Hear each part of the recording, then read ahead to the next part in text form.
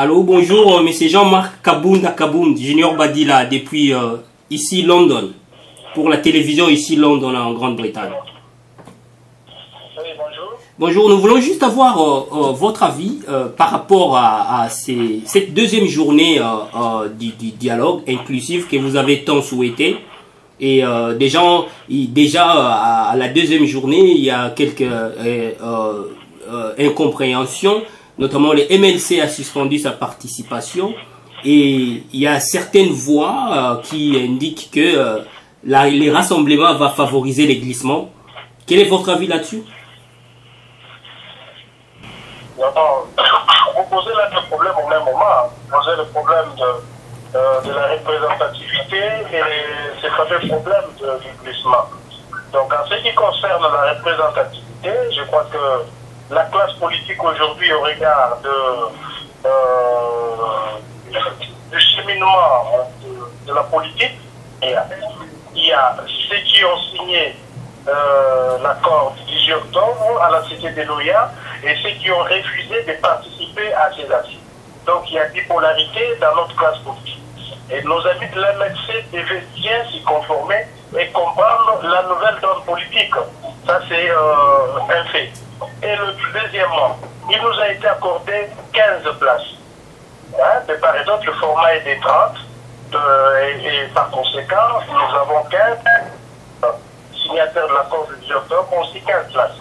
Comment expliquez-vous que la MLC, qui n'est qu'une sous-composante dans le rassemblement, puisse exiger 5 places et qu'exigerait l'UDPS, qu'exigerait la dynamique, le G7 et les autres? Nous comprenons que c'est une stratégie, une posture tendant à freiner les choses ou encore à bloquer la machine au profit de l'adversaire.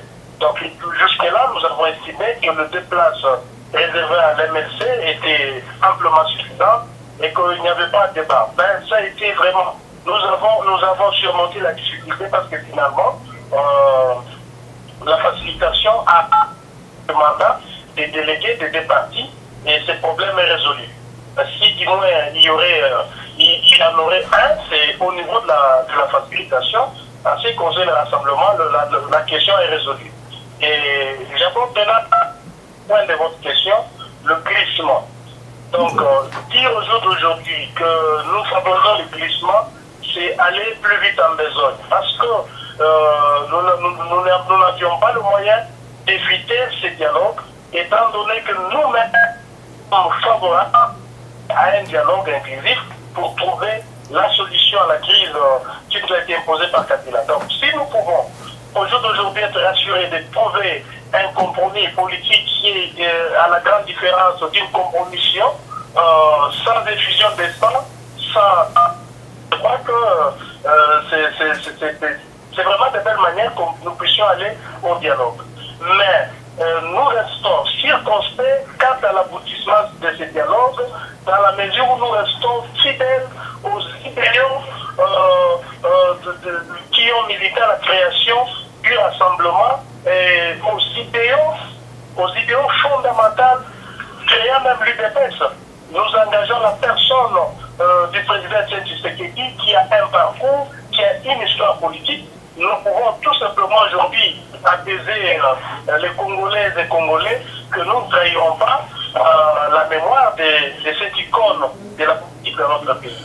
Donc, il est hors de question aujourd'hui de nous prêter des intentions que nous allons favoriser les glissements, mais le problème c'est quoi? C'est que nous n'aurons pas les élections le 19 décembre. Nous voulons que là passe. Et c'est pourquoi nous allons dialoguer. Et quand vous voyez même dans les 6 points relevés comme point de divergence par la GENCO, vous allez vous rendre compte que le premier point, c'est l'interprétation du respect de la Constitution de part et d'autre. Dans ce respect, nous allons poser les problèmes. Et de notre entendement, quand le respect de la Constitution, c'est que M. Kabila doit quitter le pouvoir tout au plus tard, le 19 décembre à minuit. Alors, certaines voix, notamment du rassemblement aussi, appellent à un régime spécial. Comment ça va se passer, ces régimes spéciaux au Congo? il est vrai que beaucoup de questions se posent autour du régime spécial, mais c'est simple.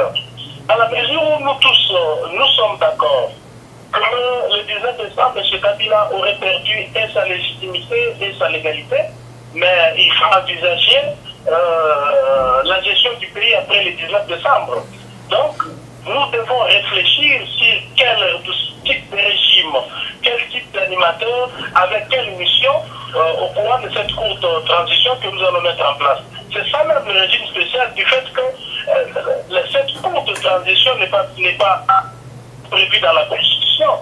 Et animer les institutions de la République aujourd'hui sous les formats tels que ça va se passer sans élection aucune, c'est déjà une spécialité.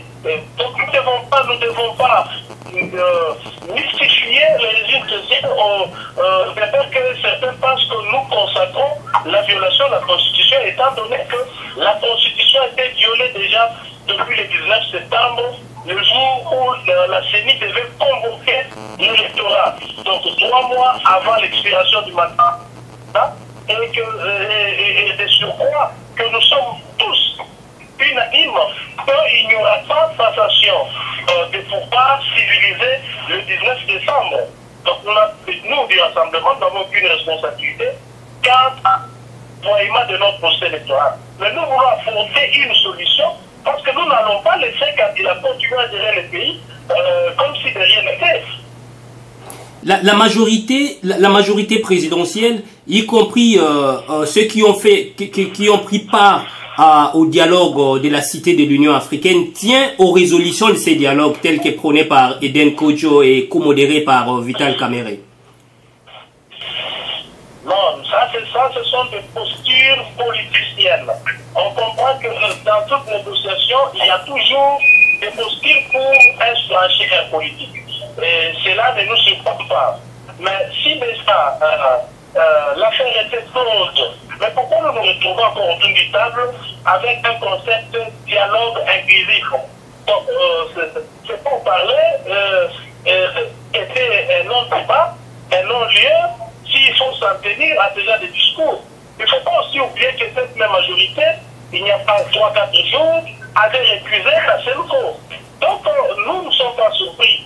Si on leur dialogue et on leur accorde que nous rejetons sans autre forme de force, nous avons aussi une résolution de notre conclave tenue au mois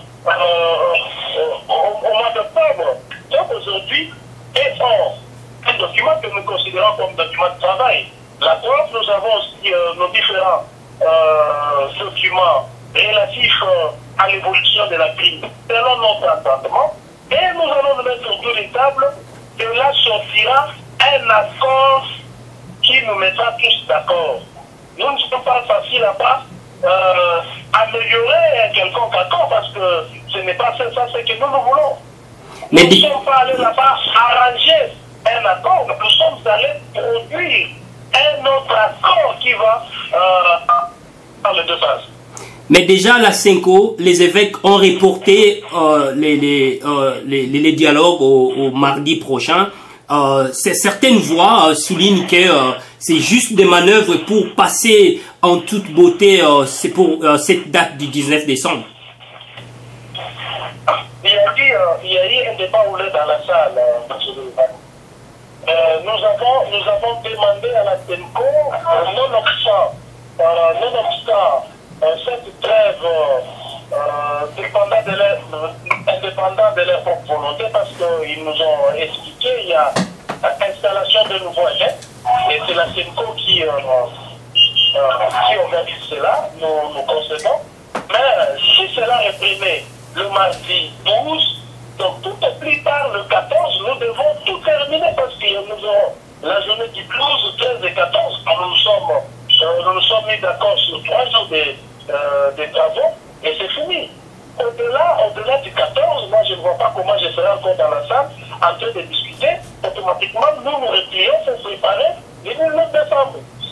Alors, que diriez-vous Que diriez-vous, monsieur le secrétaire général, aux militants de l'UDPS et aux jeunes activistes non violents qui, eux, continue à faire campagne Bye Bye Kabila pour les 19 décembre, en dépit de l'actuel accord tel que prôné par la 5E?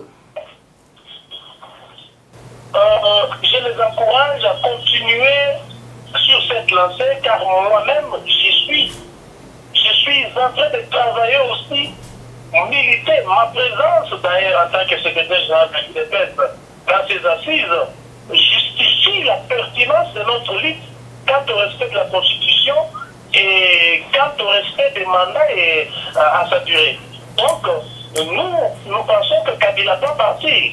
Bye Bye Kabila, ce n'est pas une mauvaise chose, sauf que nous aussi, nous disons ainsi. Le peuple congolais doit être vigilant, doit militer pour le départ de Kabila le 19 décembre, c'est ce que nous disons.